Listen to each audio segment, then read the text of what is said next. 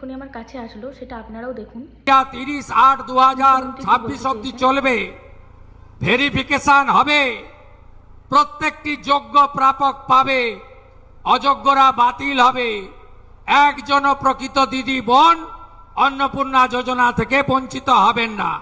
দেখলেন তো, উনি এখানে বলতে চেয়েছেন যে সমস্ত যোগ্যরা টাকা পাবে, কেউ বাকি যাবে না। কিন্তু যদি সেটাই হয়, সমস্ত যোগ্যরা টাকা পাবে, তাহলে কি আমরা যোগ্য না? আমাদের কি আছে যে আমরা এখনও টাকা পাচ্ছি না?